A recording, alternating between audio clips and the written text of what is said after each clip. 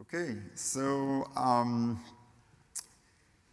we mostly all know that binary compatibility is this daunting thing in Scala that pretty much every time you, well, first, what we know very well is that if you upgrade from Scala 2.11 to Scala 2.12, you have to use libraries that have been compiled by Scala 2.12. You cannot use libraries that have been compiled by Scala 2.11 because they're not binary compatible. But this is not exactly what I'm going to talk about today. It's very related, but it's not between different Scala versions. It's between different versions of your libraries. So we're going to stick with Scala 2.11, 8 here, but the same principles apply to virtually any Scala version. And here we're talking about, I have version 1 of my library, and I have a class, and it has a method foo. And in version 2 of my library, I add a new method to my class. Is my new version of the library binary compatible with the old version? So when does that matter?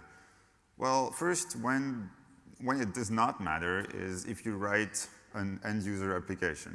Like if you deploy all your jars as a final bundle, you are not very concerned about binary compatibility because you control the compilation process of the entire application. You're at the edge of the dependency graph, and that means you can always recompile everything, and you only care about source compatibility to some extent. It matters more if you write a library and you want your users to be able to use your library.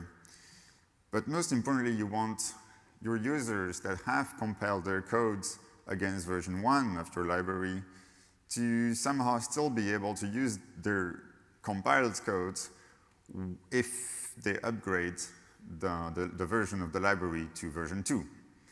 So then again, you might say, well, this is not really an issue either, because if I'm upgrading my application to use a new version of the library, version 2, I'm going to recompile anyway, right? So why do I care about binary compatibility? Well, we need to complicate the scenario a little bit to finally see the real problem. You have 3 libraries. You have A at the top, and you have B who uses A, and C uses A as well, and your application uses B and C. Now, you create a new version of A, which is version 2, and then C upgrades to version 2 of the library, but B doesn't. So B still depends on version 1 of A, and C depends on version 2 of A. Then you, as the user of those libraries, transitively depend on A, but which version? Well, according to Ivy resolution, whatever, it will be version 2 of A. But you are using the compiled code of B, which was compiled against version 1 of A. So if version 2 of A is not binary compatible, whatever that means, with version 1 of A, the compiled code of B breaks, and you're entered the magnificent universe of dependency hell, where you cannot upgrade anything anymore because things are not binary compatible with each other. So how do we prevent this from happening if we are the author of library A, which is the point of view that we'll be taking for the talk, right?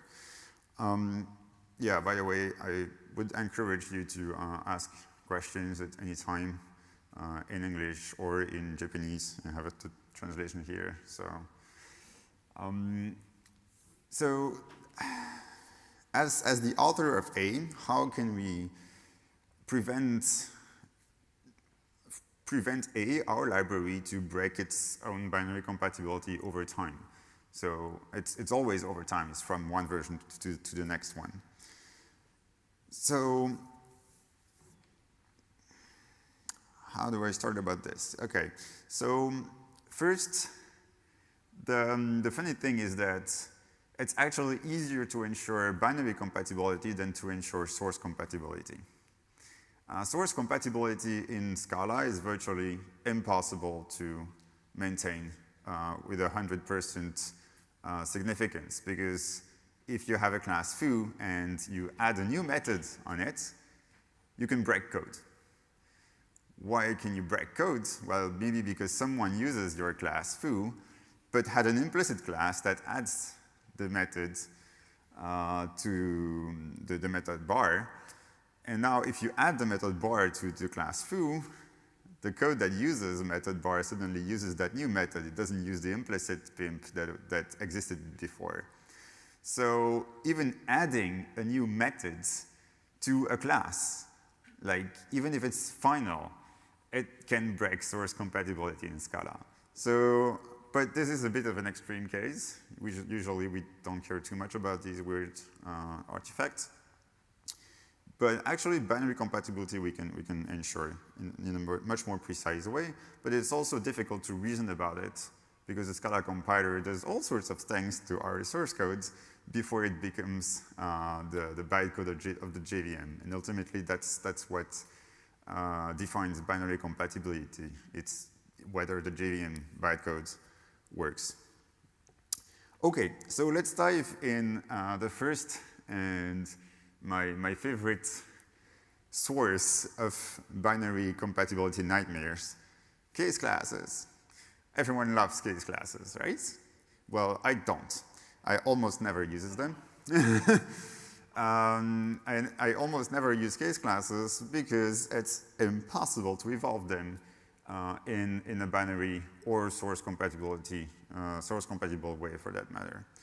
So let's see why this happens. Well, if I have a case class, let's say computing name here, and I add, I change this to be an any. Hopefully, I won't have too many compilation errors every year. Let's comment this out. It should be fine. OK. Do I have other issues? Where's my ARIA project here? Does it compile?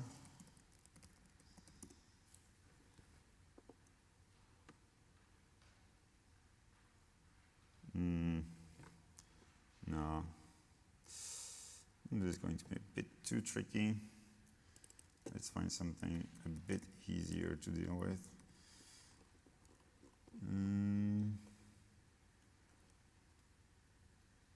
Let's see. Now this is okay. Yeah, so the tricky part about making this kind of demo is that you need to have something that's actually published on Maven so that you can actually do MIMA. And usually it means that you have an actual application that has a lot of source dependencies, and that means it's hard to make it compile again. So this is a bit annoying. But let's stay a bit more abstract for this example. So the problem with case classes is that they generate a lot of magical stuff, and we love case classes because of all that magical stuff. But let's try and write it out for once, like this case class throw here. If it's not a case class, well, it's a class. So first, it has a val here. So that's one thing. And also, it has a copy method. We love the copy methods. It has a tree, which is by default this.expr. And it returns a new throw with the new expr.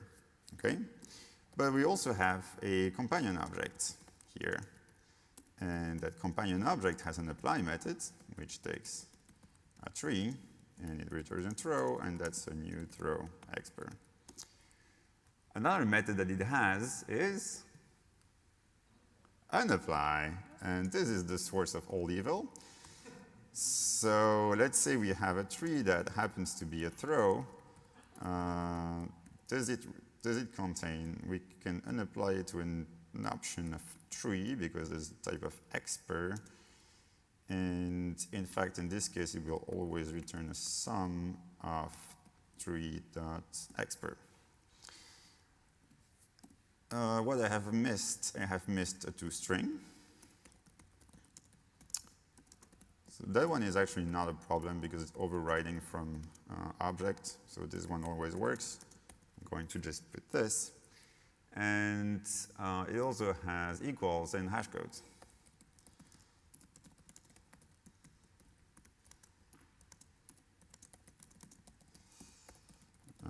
Okay. Other, which is an any. Okay, so this is basically all you get for a case class. Right, it extends products, which actually is a problem. So it extends product. Does it extend product 1? No. So it's even more a problem. Bah. So it extends product, it extends serializable, I think, and other. Yeah, and the companion object extends function 1. Oops. Give me a second. There. Yep. Huh? It's just, never mind. I can take it offline. Okay, so now, where does the problem come from? Well, what if I want to add a new field to my case class? Right? It seems like adding a new field should be okay, right? So let's add a field.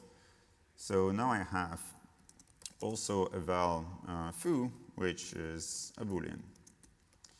Well, what have I broken?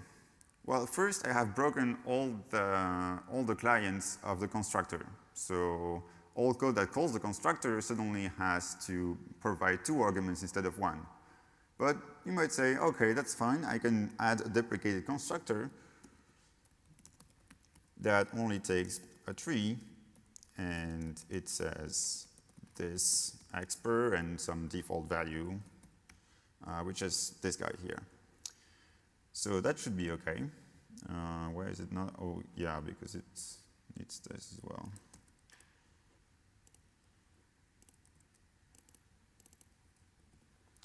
Okay. And yeah, but I have also broken the copy method now, right? So I have a new copy method. And this new copy method takes now this guy here. And then I have new content for toString, hashcode, and equals, but that's fine. Content doesn't change the API. And here, I have broken a few things. So throw doesn't extend function 1 anymore. Now suddenly it extends function 2.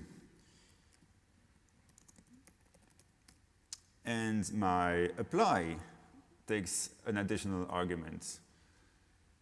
So it takes this guy here without the val.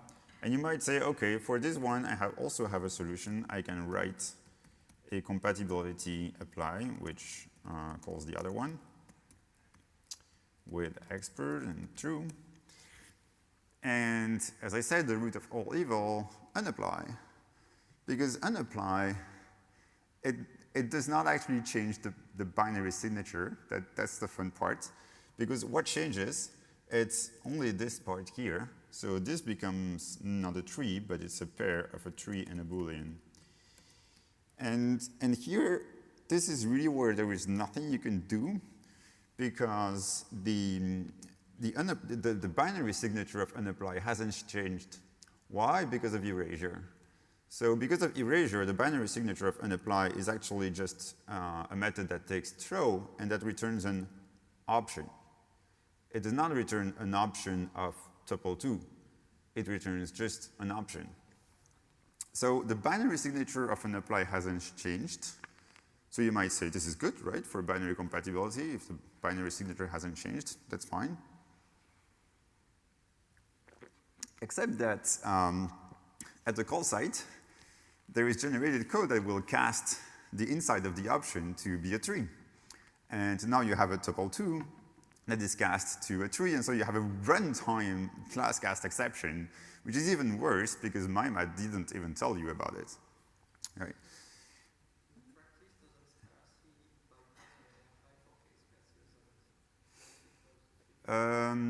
Yeah, but it makes it even worse for the same reason. Oh, the question was, in practice, doesn't Scala C bypass the unapply method for case classes and use shortcut code that doesn't actually call an apply? The answer is yes, it does bypass an apply, which makes it even worse because you have even less hope of maintaining the compatibility at the.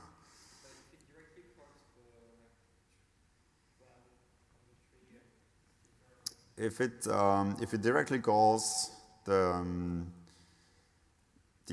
expr and the instance of, yeah, you might.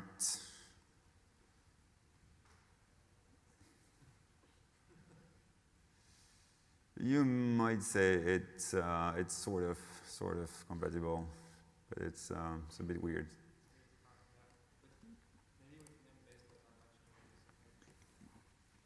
Yeah, well, so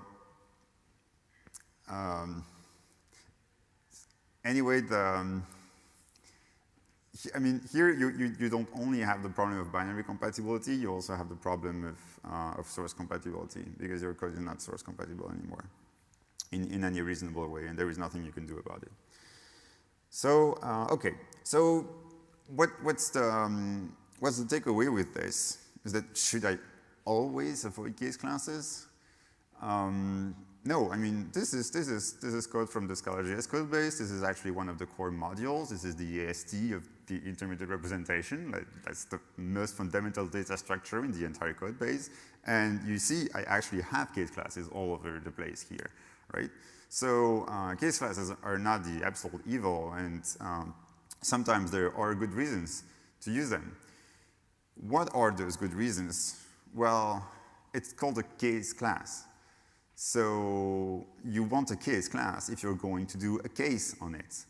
This means if you're going to use it in pattern matching. So if you're not going to use a case class in a pattern matching statement for its case nature, if you're only using a case class because of all the other things that it provides except an apply, which means a nice toString, a nice copy method, and automatically implemented hash code and equals an apply method in the companion object. If you use all of that, but just not the unapply, which means you're not using it in pattern matching, then you should avoid the case class. So again, this does not apply if you're writing an end user application, right?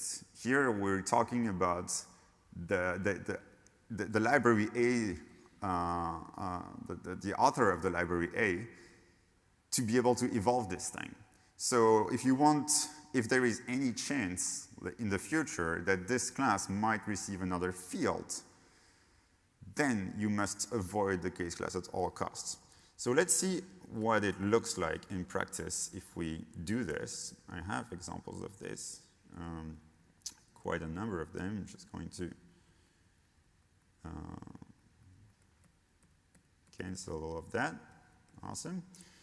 So I have an example here in, no, not here, next to it, linker backend. So I have this config object, right? So this is something that I want to be structurally equal. So I want equal to work field by field. Why? Because I want to be able to test that I have used the same configuration from one run to the other, which means I can reuse caches and things like that. Otherwise, I have to invalidate caches and that kind of things. I want a nice toString because I want to be able to see what my configuration is easily. And I want public fields. I want a nice fluent API to be able to construct my thing.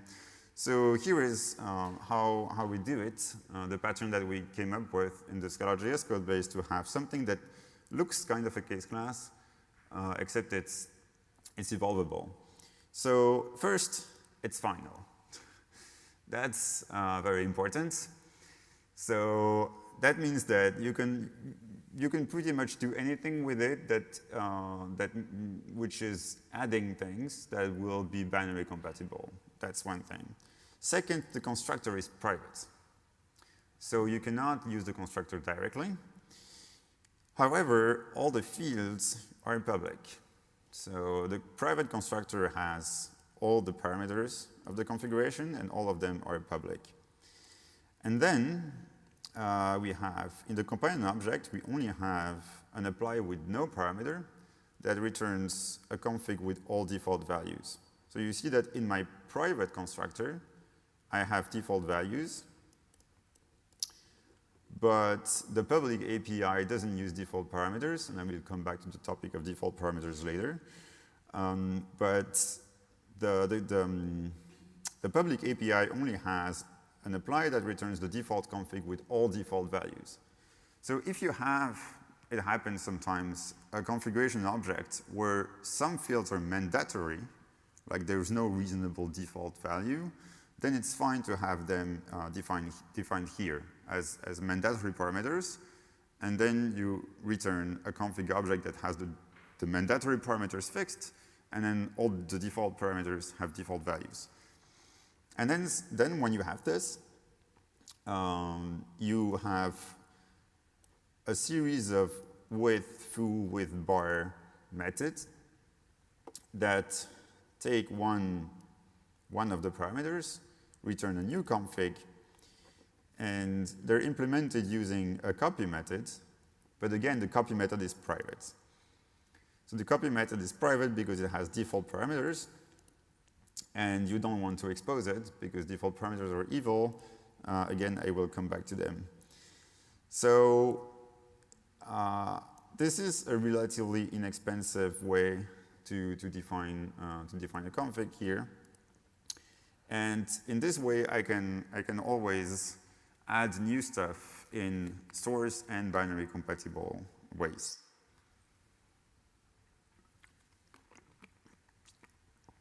Questions so far? Okay. So I have said that, oh yeah, I haven't shown you the equals and hash codes, and that's because this one actually doesn't have an equals and hash code.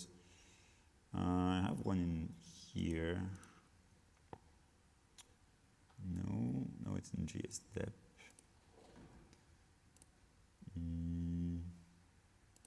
This one should have. Yep. So this is what it looks like. So it looks a bit verbose. It looks tricky to implement. It isn't really. So an equals method just looks like, is it the same as me? And if it is, then just do equal on all the pairs of fields. And the hash code, you just use these utility objects from the Scala library, and you basically call mix for every single parameter, and at the end you call final as hash with the number of fields, and you get your hash code. So it seems a bit verbose, and yes, it is. And yes, if you're writing an end-user application, the case class might give you that for free. But if you're a library author concerned with binary compatibility for the future, just write it.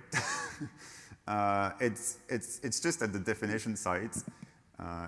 It's a little bit of code, but it's easy to deal with, and it works, and you can evolve your library afterwards. I sense a question coming over there. I actually have a small tool that can generate. Yeah, I know. more or less what you have here.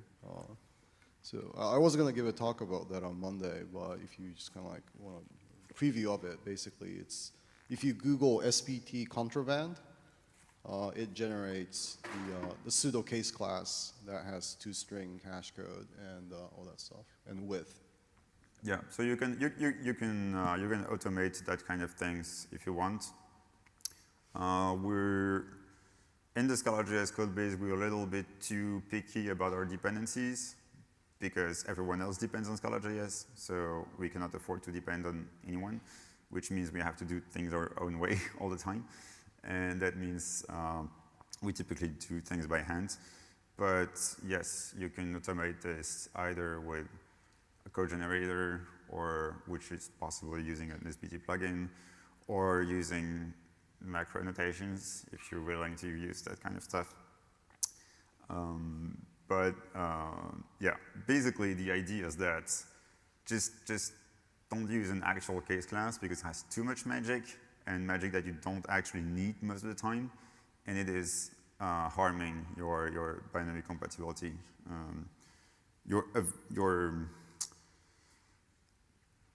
the potential to maintain binary compatibility over time.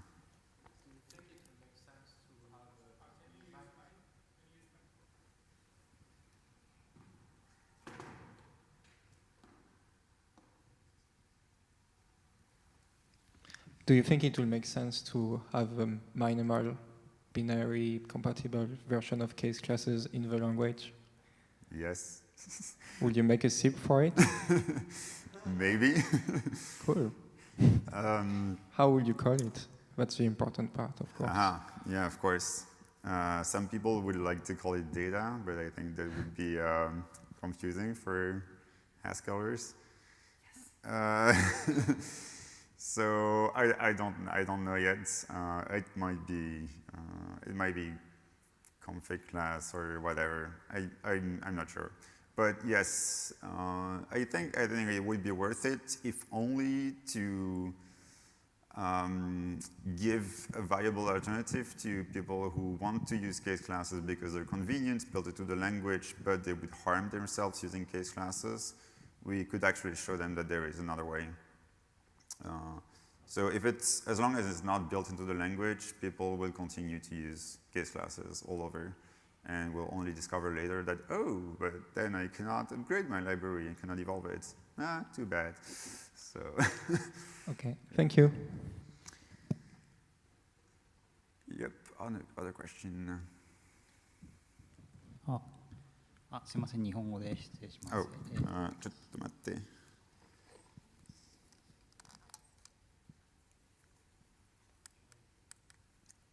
はい。今までの話とは少しずれるのですが、ScalaJS における互換はどうなっているんでしょうか。その JVM と比べて互換が、壊れやすいのか壊れにくいのか、またその、いくつかのライブラリを私は管理していて、マイグレーションマネージャーというライトベンドが作っているツールを使っているんですけども、ScalaJS はScalaJS の互換はマイグレーションマネージャーでチェックするので十分なのかとか、そのあたりについて何か知見があれば伺いたいです。Yeah, that's an interesting question. So yes, the short answer is yes, it is enough to use MIMA to check binary compatibility for ScalaJS. The long answer is, so ScalaJS has its own .class file kind of thing, which is the SJSIR files, which stands for Scala JS Intermediate Representation. And it is also something that is binary-wise. It has signatures that are similar to the JVM, but not quite.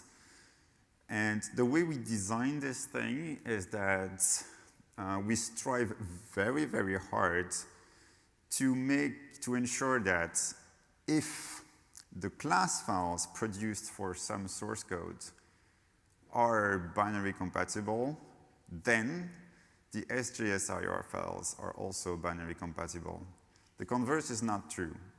So SJSIR files are strictly more binary compatible in a sense than the class files.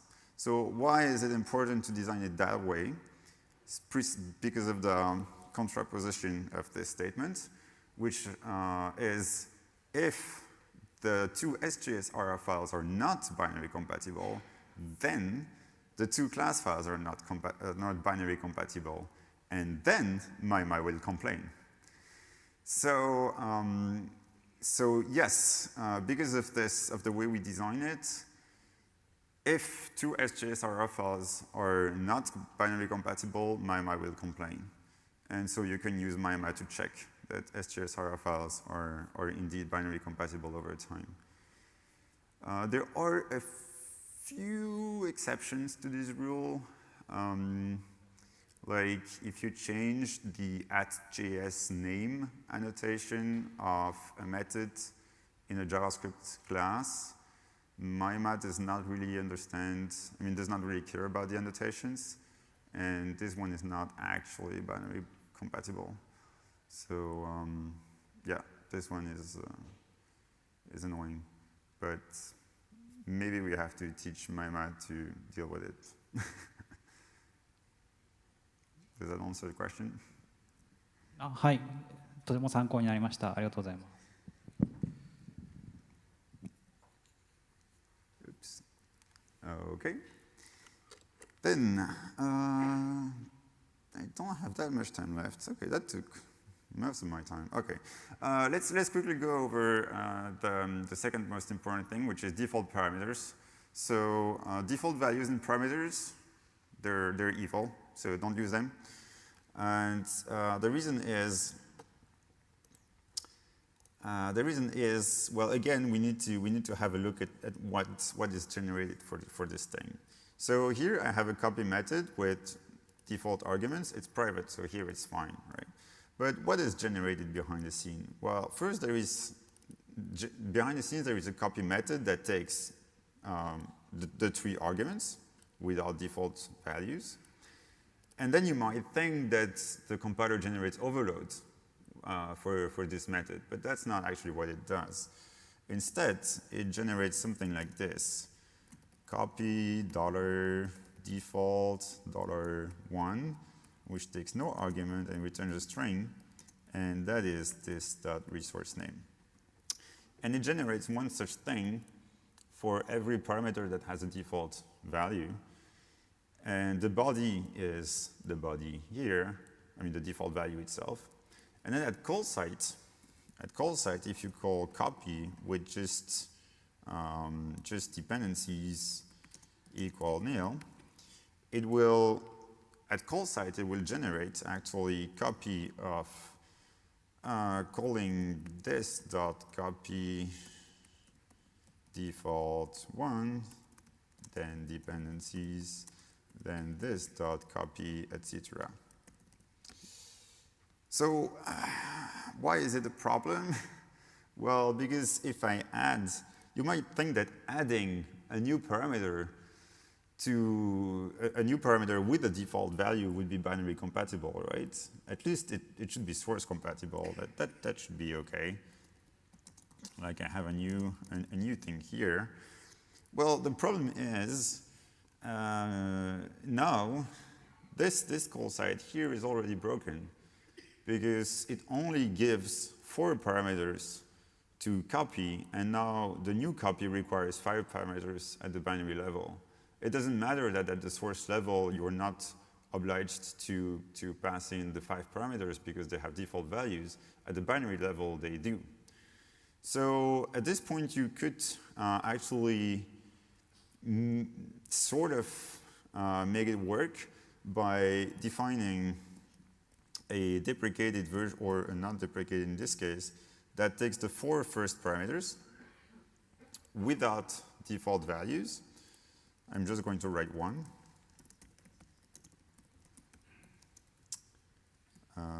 What is the name of this class? JSPNC. And that calls the other one with all the parameters that are necessary. So here you imagine that there are 4 of those.